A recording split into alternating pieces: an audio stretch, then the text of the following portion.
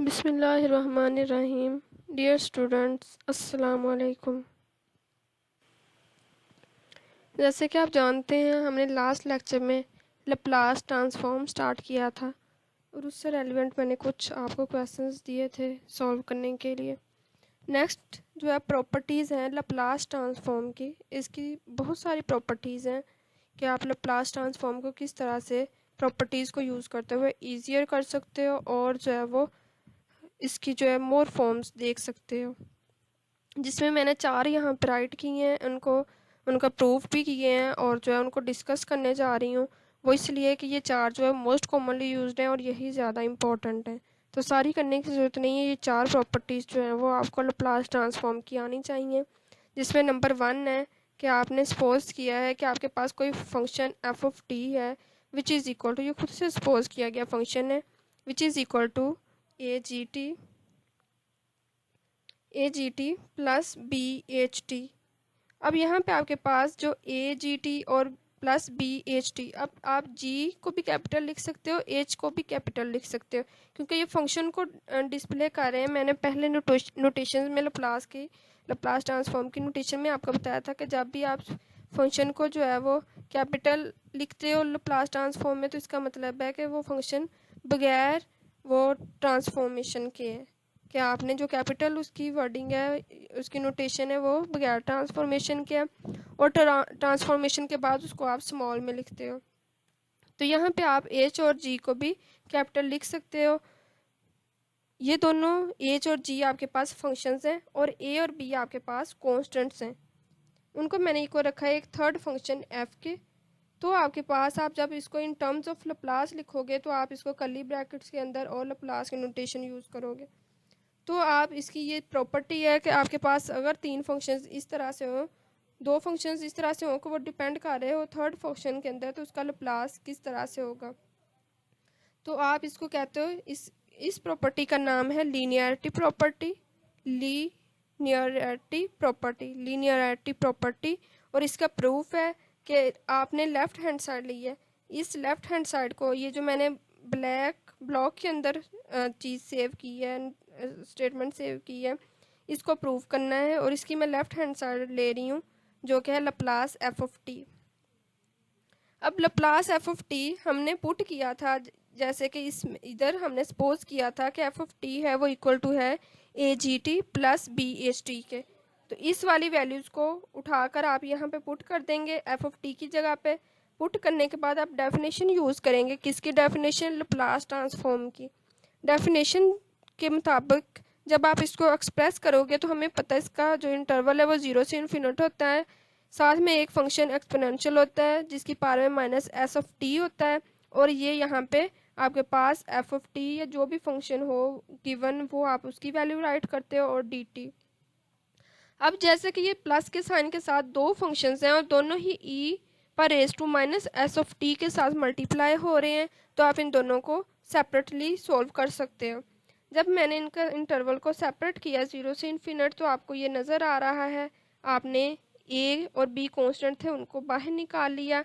तो अब ए as it is. अब ये जो है हम इसको अगेन लिख सकते हैं Laplace of G T plus B Laplace of H T, क्योंकि हमें पता है कि इसका इंटरवल है Laplace transform of H T और Laplace transform of G T. तो ये equal to right hand side है। इस तरह से आपके पास फर्स्ट प्रॉपर्टी प्रूव हो जाती है। सिमिलरली आपके पास सेकंड प्रॉपर्टी है जो कि है लप्लास ट्रांसफॉर्म ऑफ डेरिवेटिव्स। इसको कहते हैं लप्लास ट्रांसफॉर्म ऑफ डेरिवेटिव्स। इसमें है आपके पास कि अगर लप्लास एफ ऑफ टी कोई फंक्शन है और वो ट्रांसफॉर्म होने के बाद आप उसको लिख सकते हो एफ ऑफ एस यानी स्मॉल नोटेशन में, then Laplace of first derivative of function F of T must be equal to S F of S minus F of zero.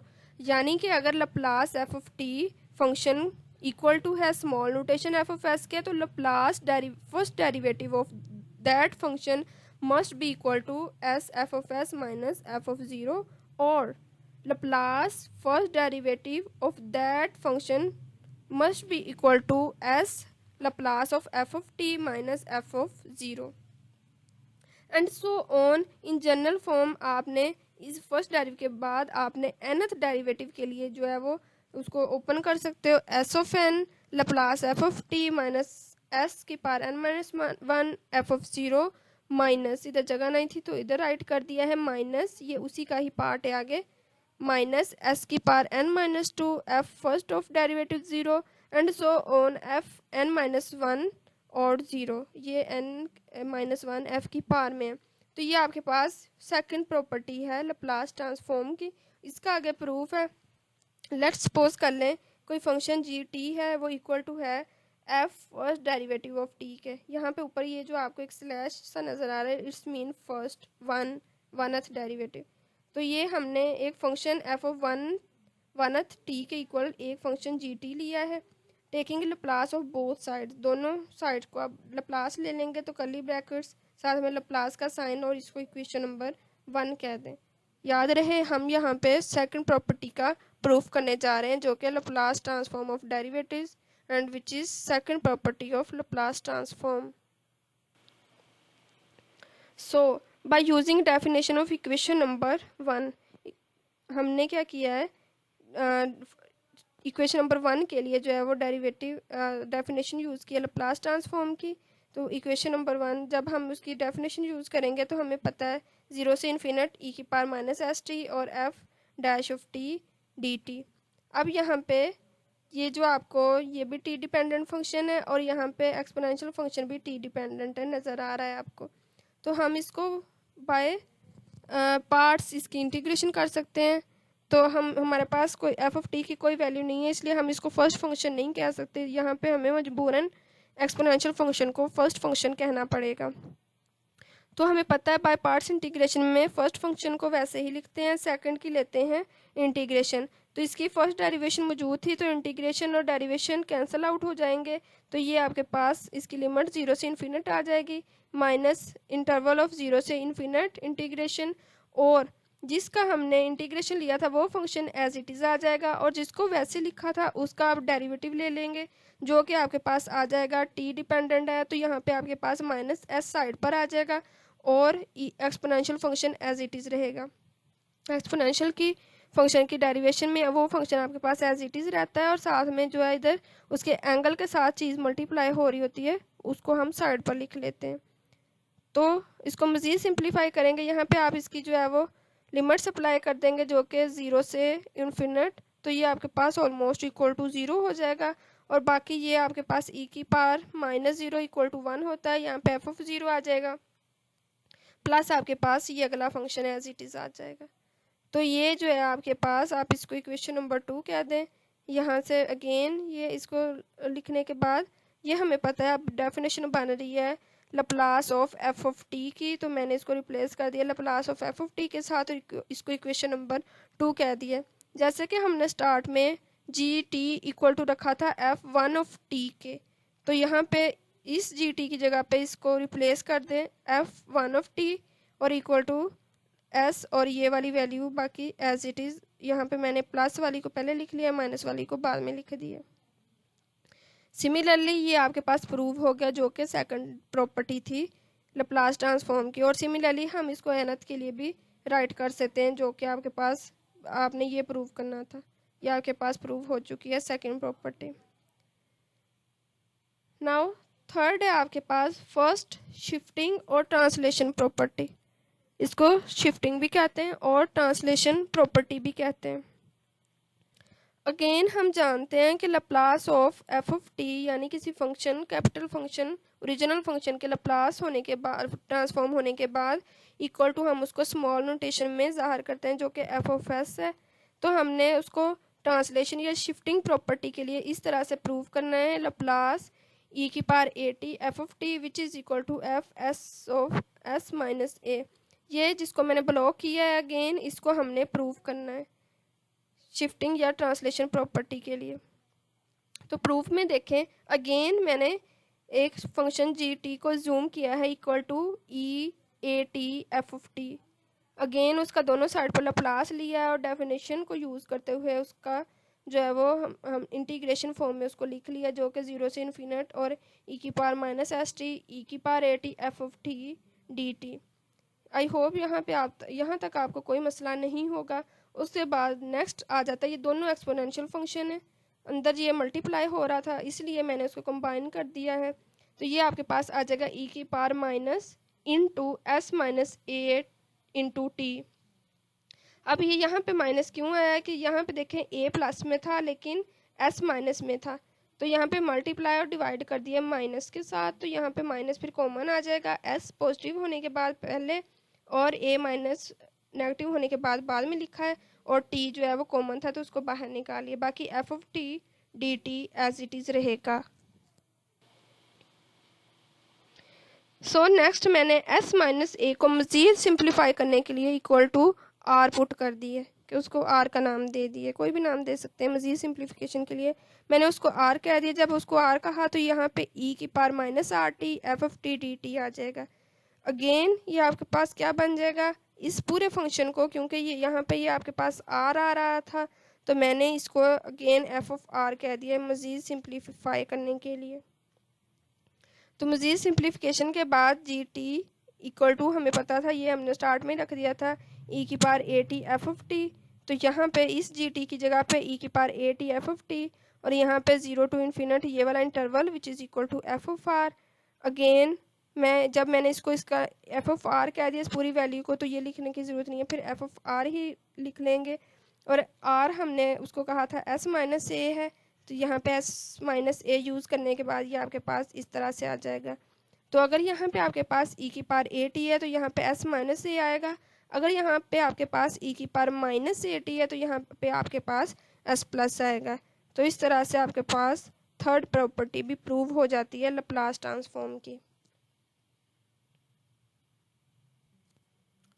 So next है आपके पास मल्टीप्लिकेशन बाय टी, जो कि fourth property है। Again वही हम definition use करते हुए कि अगर प्लस एफ ऑफ टी है तो वो equal to F of S होता है, तो देन हमने ये वाली प्रॉपर्टी प्रूव करनी है। इसका प्रूफ देखें, एज वी नो दैट आपके पास first derivative of any function F of S which is equal to D over D S F of S, यानी कि हम उसको लिख सकते हैं डेरिवेटिव ऑफ दैट फंक्शन। इसको इक्वेशन नंबर 1 कह दें।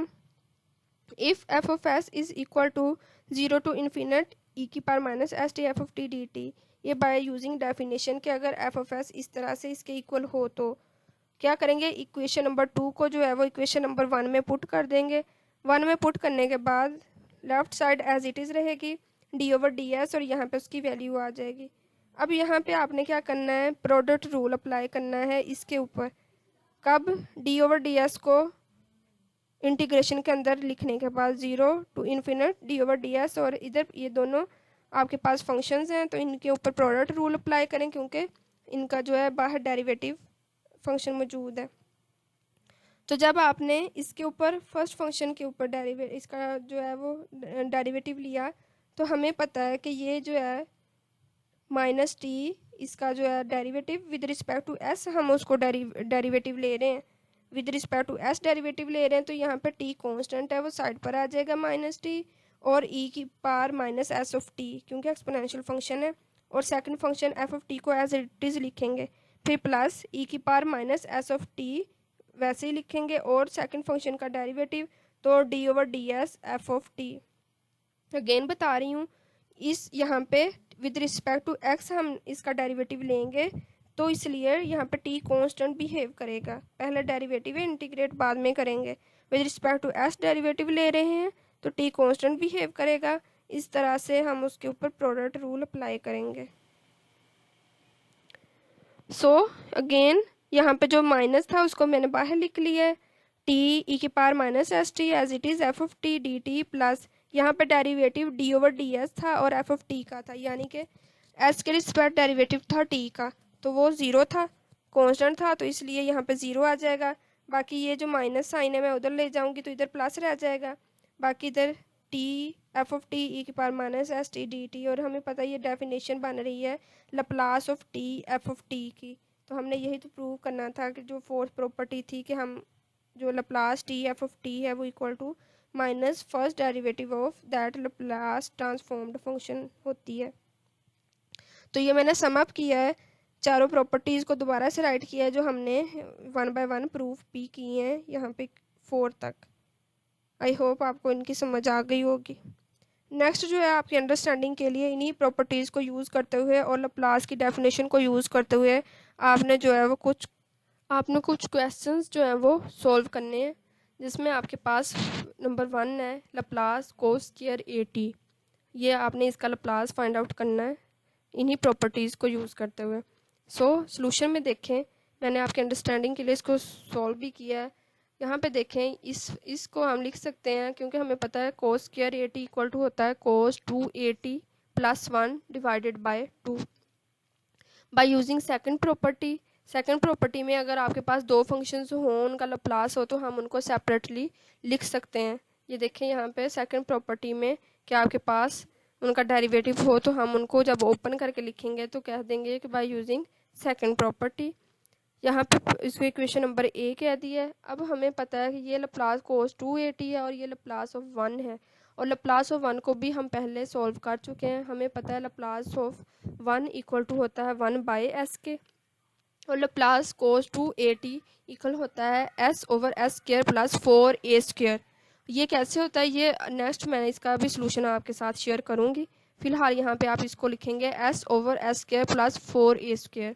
तो इन दोनों की वैल्यूज़ आप इस इक्वेशन नंबर ए में पुट कर देंगे। Putting values into equation number A put करने के बाद यहाँ पे देखें 1/2 और उसकी नेक्स्ट कोस 280 की वैल्यू प्लस 1/2 और लप्लास ऑफ 1 की वैल्यू जो आपके पास 1/s आ गई।